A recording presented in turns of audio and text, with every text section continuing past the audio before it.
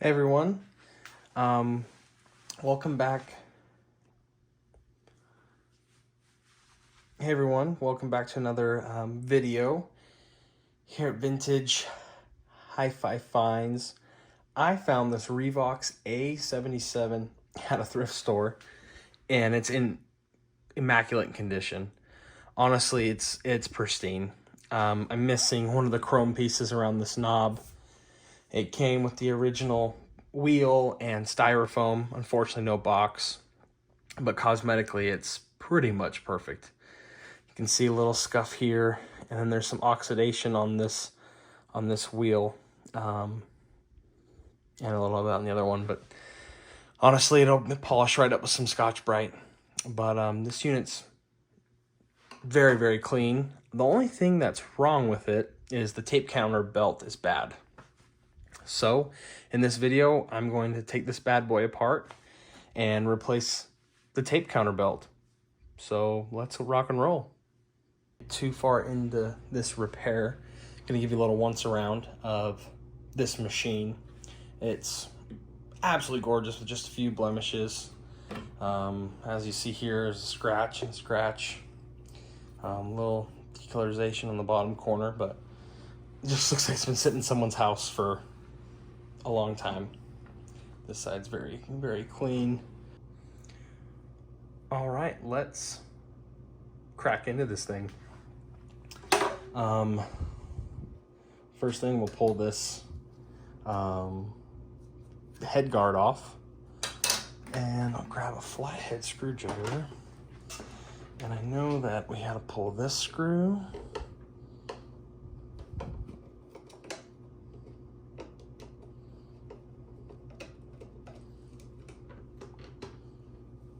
It has a lock washer and a flat washer, so just be careful. And this bottom one as well. It's really easy when you get your screwdriver tip in here to scratch this foldable face right there on the top, or maybe this corner. I've seen people use like electrician screwdrivers that are shielded all the way down, just to protect against scratching stuff.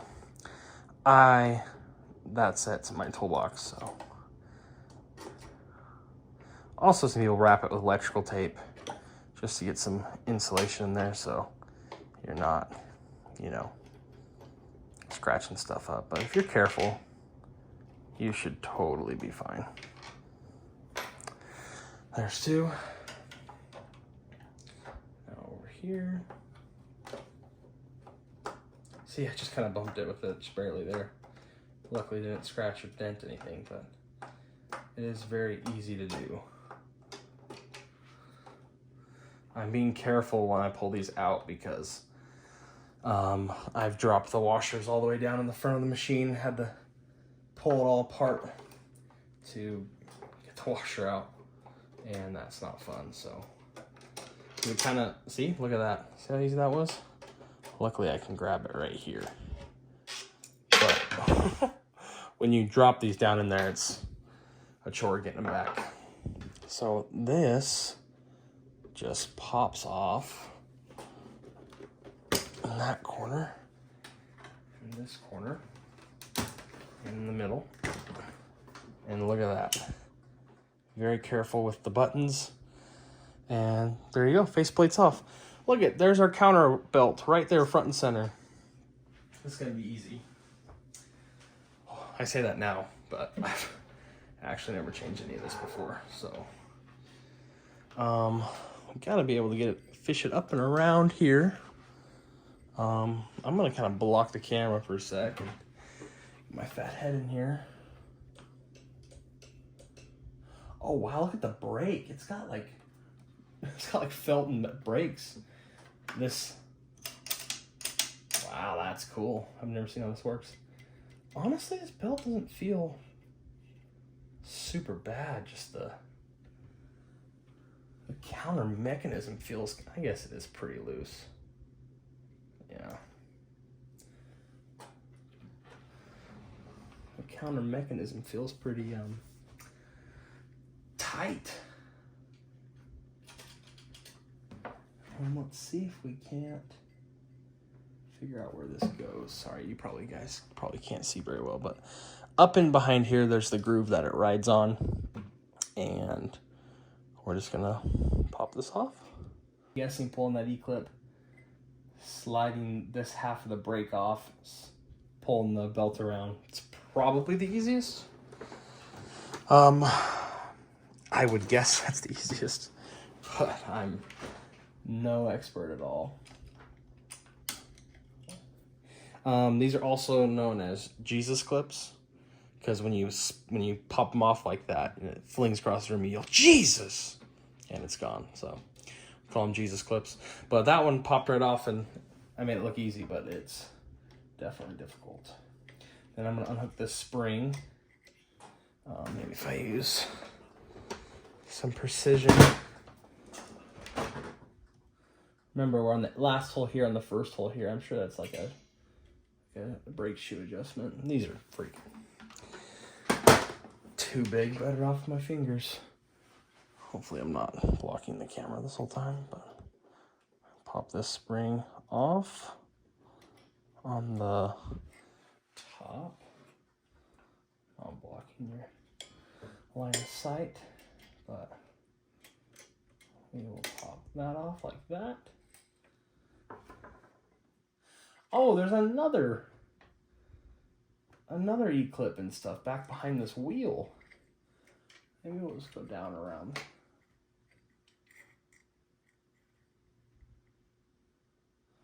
It's got to come through that E-clip too. I wonder if we can just pull these apart. I wonder if it's all sprung loaded with this thing. I don't know what this is gonna do. Let's see.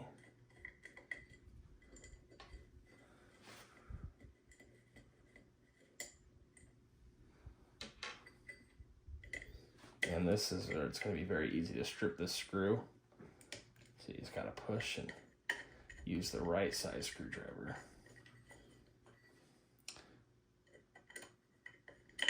Dealing with this little stuff is hard with my big fat fingers. Here we go, last one. I'm feeling some tension for sure. I'm guessing it's the... Look at that. Should have done that in the first place. Huh. That's cool that they're pulling these apart. The spring must is all under this tension, I guess. Just those 3 screws and that wheel pops right off. How sweet. All right, now we can see a little even better.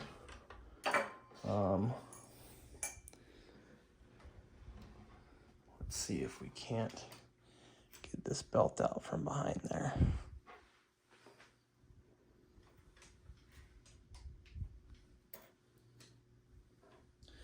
Yeah, it's got to go forward. Oh, there falls the brakes.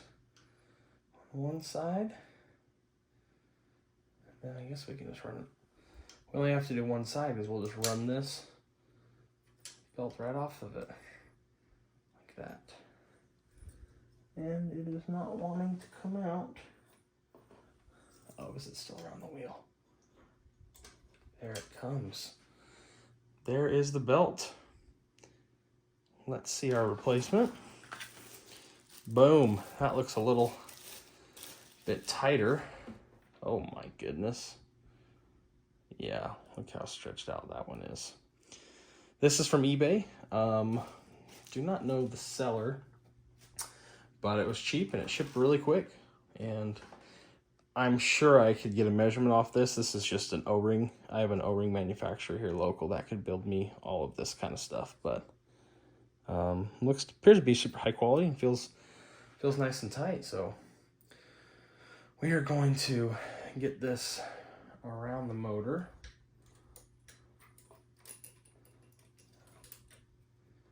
And then, oh, there.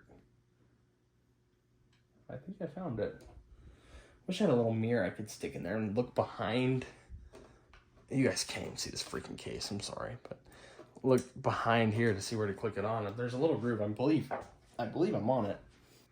So now I'm just gonna try and stretch this very carefully. Pop it over. Yeah, look at that. Now we're counting. That is awesome. Let's see if we can get you in there a little closer. There we go. Now we are counting. Heck yeah. And the belt is not hitting any part of the case here. It looks to be perfectly where it's supposed to be. So I'm gonna go ahead and put the brake strap back on here and work on getting that E-clip, that Jesus clip on there without yelling Jesus. And I usually use a little needle nose, but I should just use my little screwdriver here. There's kind of a technique with like your thumb and everything, so I like to get it on like that. Usually I use needle nose, but with something this small, I'm gonna have to buy some more specific tools. Well, I guess I'm just gonna have to do it. I usually like to make sure it's all the way on, get an edge over the E-clip and boom. I made it look easy twice, holy crap. And pop your spring in. And there we are. Awesome, let's reassemble. We're going to throw in our wheel next, those 3 little screws. None of this has to be killer tight, honestly. Obviously you want it on there, but it's not worth, I see time and time again, whether it be stereos or automotive or things in your house, I see time and time again, thinking, it's just due to inexperience, but thinking that, you know, something's not tight enough, thinking that, oh, I gotta tighten it a little more, or was that as tight as it was when I pulled it apart? Oh my goodness, the cardinal sin. Good thing it fell right here. I got so lucky. And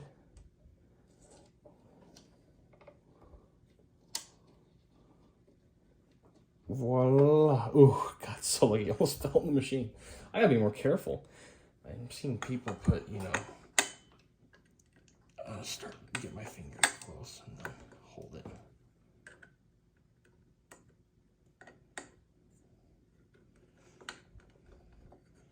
There, now we're started. And notice I'm not tightening all these up at once right in the beginning. I'm getting them all started, kind of like a tire in your car. Just, not that it's gonna like conically seat or anything, but just making sure the holes are where you want them to be, so it makes it easier to get that one started. Now that they're all started, you can torque them, but you see that, I don't know if you can see on the camera, but that little bit of play, you don't want to preset that with only having one screw in. So you want to be able to hold it where you want it, snug it up, hold this where you want it, snug it up. Sweet, now I'm gonna torque all these. Like I said, they don't have to be crazy, but look at that, our tape counter's moving. Awesome. All right, now time to put the face back on. Same as it came apart, we're just gonna make sure we slide it in over all of the speaker buttons and the monitor buttons, and especially this tensioner button seems to always, oh, just got to pop in, seems to always give some trouble. Click, click, and click. Boom, now we're back to going back together. Let's see if I can drop these down inside the machine. Hope not. There's the one. Tip is I'm just holding my thumb here underneath the screwdriver to protect the face, but just snugging a little bit is all we need. It's just barely enough to squish that little lock washer.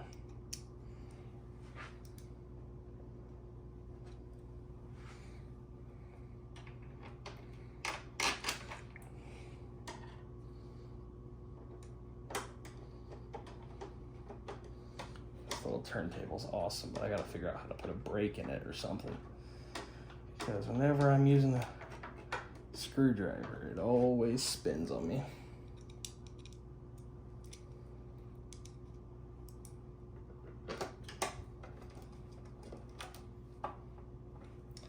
Boom, we are back together. We're gonna have to test this bad boy out, see if we can't. Look at that. Look at that. Ba-boom. All back together. Let's get a tape on this baby. All right, I got the tape all in and wound. I have not played it yet, but here goes nothing. Hear that thing start up, that's awesome. Yeah, look at the counters working perfect. See if we can't zoom you in there a little bit. Look at that, good as new. And it sounds amazing.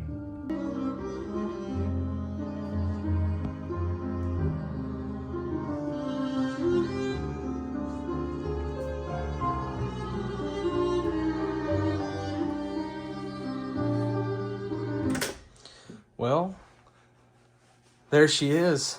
Tape counter all fixed up with that new belt, thanks to that guy on eBay. I'll put a link in the description if anyone wants it. But yeah, thank you for stopping by. If you feeling it, I would appreciate it if you like the video, you know, maybe subscribe, you know, whatever you're thinking. But if you have a Revox, we're probably going to be friends, so I would suggest subscribing.